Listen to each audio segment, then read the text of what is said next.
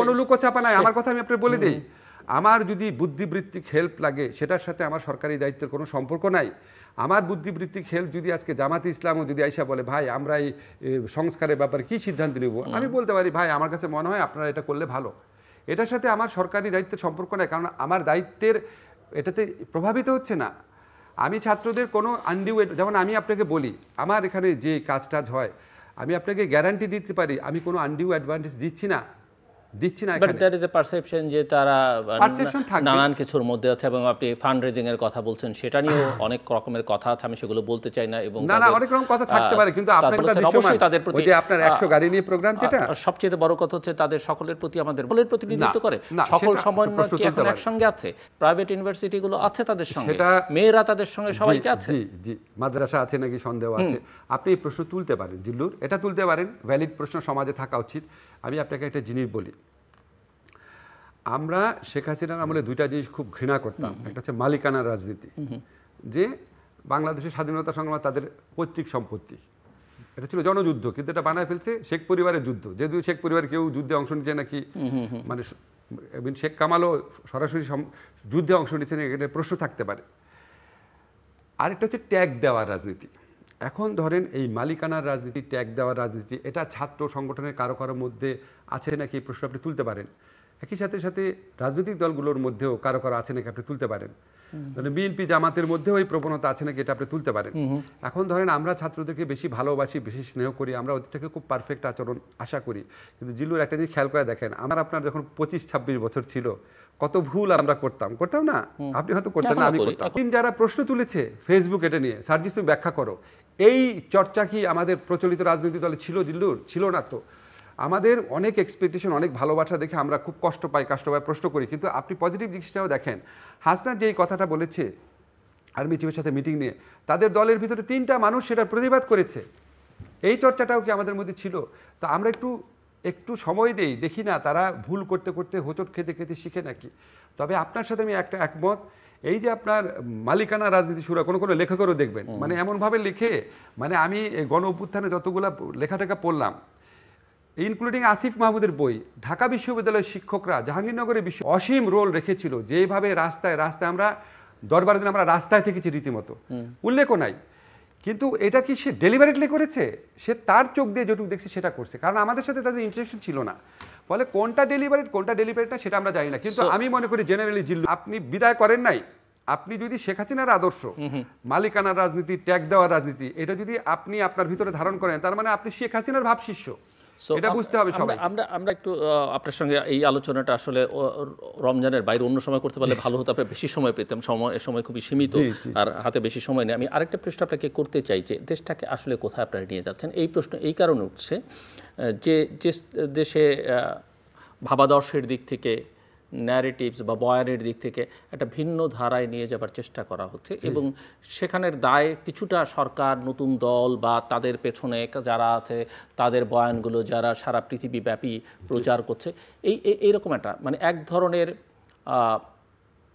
উগ্রবাদ, এক ধরনের এক্সট্রিমিজম, যেভাবেই বলি না কেন, এটার একটা উৎপত্তি বা চর্চা এখন হচ্ছে। এটা জনতার নামে উন্মত্ততা, এইসবের বিরুদ্ধে মাহফুজ যে স্ট্যান্ডটা নিয়েছে, যেভাবে নিন্দিত হয়েছে স্ট্যান্ডটা নিয়ে, যেভাবে নিজেকে ভালনারেবল করেছে, এই পজিটিভ সাইডগুলোও দেখেন। এবং আমরা যখন মাত্রা ছাড়া পর্যায়গুলি চলে গেছে, সরকারের পক্ষ থেকে যে বিভিন্ন ব্যবস্থা নেওয়া হয়েছে সেটাও দেখেন। ঠিক আছে, আমি নাম বলতেছি না, কিছু পত্রিকাতে বা কিছু পলিটিক্যাল পার্টির অফিসে বা কিছু সরকারের পক্ষ থেকে যে প্রতিরোধের চেষ্টা করা হয়েছে, এমনটা আমি একটা হাটগুটায় বসে আছি। আপনি বলতে পারেন আমাদের সেই প্রতিরোধের ব্যবস্থাটা আরও বেশি জোরালো, আরও একটু আগে হওয়া উচিত ছিল। এখন আমরাও তো একটা লার্নিং প্রক্রিয়ার মধ্যে দিয়ে যাচ্ছি। আমি আপনাকে একটা কথা বলতে চাই, আমার বিবেচনায় বাংলাদেশের কোনো সরকার 1985 সন থেকে আমি সরকারকে খুব কাছের থেকে দেখি, তার আগেটা আমি জানি না, বাংলাদেশের কোনো সরকার 1985 সনের পর থেকে এত ডিফিকাল্ট সময় পার করে নাই। ফলে আমাদের তো ভুল হবে। আমি মাঝে মাঝে বলি কি, আমরা একটা ঝঞ্ঝা বিক্ষুব্ধ সাগরের মধ্যে দিয়ে আমরা একটা দুর্বল জাহাজে করে পাড়ি দিচ্ছি। জাহাজটায় যদি মৌলবাদ বা উগ্রবাদের তকমা লাগে, সবচেয়ে বেশি রেপুটেশন ক্ষতি কার হবে?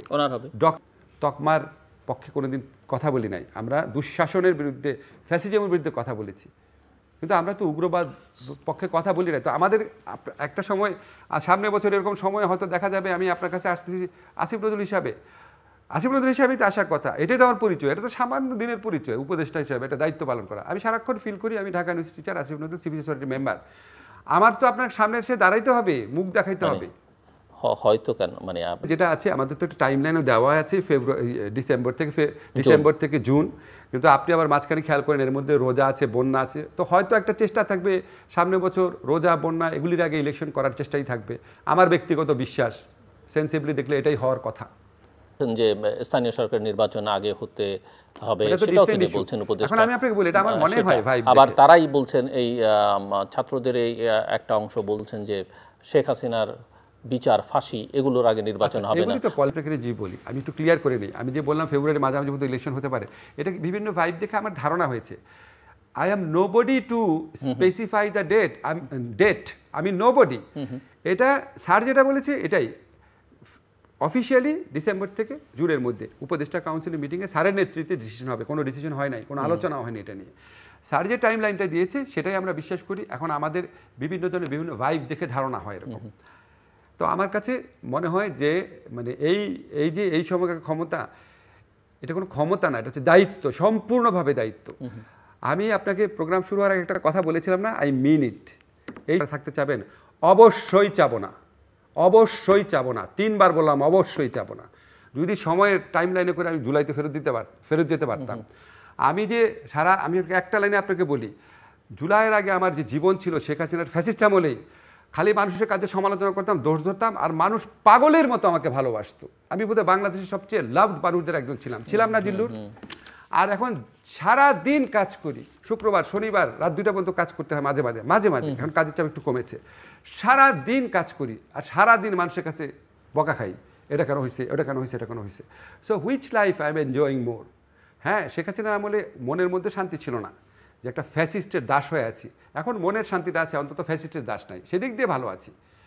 But apart from this thing সমস্ত কারণ নাই। সো আমরা শেষ পর্যন্ত সময়ের বিচারে আমাদেরকে মানুষ ভালোবাসবে, মানুষ আমাদের প্রতি সহানুভূতিশীল হবে। আপনি যদি ছোট্ট করে একটা কথা বলি, দেখেন আমাদের সাফল্যগুলো মানুষ দেখে না। আজকে আমাদের আর্থিক খাতে যে শৃঙ্খলা ফিরে আসছে, মুদ্রাস্ফীতি যেভাবে কন্টেইন করা গেছে, এই একটা রোজা যেভাবে বিদ্যুৎ দ্রব্যমূলক করা গেছে, এখন বিপ্লবোত্তর বা গণ অভ্যুত্থান পরবর্তী পরিস্থিতিতে মানুষের আকাশচুম্বী আকাঙ্ক্ষা থাকে। কিন্তু মানুষ যখন আমরা 5 বছর 10 বছর পরে যখন বিচার করবে, আমার ধারণা মানুষ আমাদের প্রতি এত খুশি থাকবে না। অনেক ধন্যবাদ প্রফেসর। পরবর্তীকালীন সরকারের উপদেষ্টা, অত্যন্ত প্রভাবশালী উপদেষ্টা হিসেবে সবাই যাকে মনে করেন, অধ্যাপক আসিফ নজরুল। সব কথার মূল কথা যেটা নিয়ে সবচেয়ে বেশি বিতর্ক হচ্ছে যে নির্বাচন কবে হবে, নির্বাচন না সংস্কার। আমরা সংস্কার নিয়ে আসলে খুব বেশি আলোচনা করবার সময় পাইনি, কিন্তু যে ধারণাটি তিনি দিয়েছেন এবং তিনি বিশ্বাস করেন যে ইতিমধ্যেই অন্তর্বর্তীকালীন সরকারের প্রধান প্রফেসর মোহাম্মদ ইউনূস যে টাইমলাইন দিয়েছেন নির্বাচনের জন্য ডিসেম্বর টু জুন শর্ত সাপেক্ষে, তার মধ্যেই তিনি মনে করেন নির্বাচনটা হবে এবং তারা জনগণের নির্বাচিত প্রতিনিধিদের কাছে ক্ষমতা হস্তান্তর করবেন। কিছু সাফল্য তাদের আছে, কিছু ব্যর্থতাও স্বীকার করে নিয়েছেন, কিছু কন্ট্রোভার্সি তাদেরকে নিয়ে আছে, সেগুলোকে তিনি তার মতো করে অ্যাড্রেস করবার চেষ্টা করেছেন। কিন্তু আমরা আশা করব যে শেষ পর্যন্ত তিনি শেষের যেটা বলেছেন, মানুষ যেন তাদেরকে রেসপেক্ট করে, সেরকমভাবেই যেন তাদের কাজটা শেষ হয়। পারসেপশন আছে, ভুল বোঝাবুঝি থাকতে পারে, বা সঠিক যারা সমালোচনা করছেন তাদের বোঝাটা সঠিক হয়ে থাকতে পারে, কিন্তু ভুল বা যেটাই হোক না কেন সেটা ভাঙবার দায়িত্ব তাদের কাজ দিয়ে তাদের প্রমাণ করতে হবে। শুভকামনা থাকলো তাদের জন্য। আমাদের সঙ্গে থাকবার জন্য আপনাদের অসংখ্য ধন্যবাদ। সবার জন্য শুভকামনা।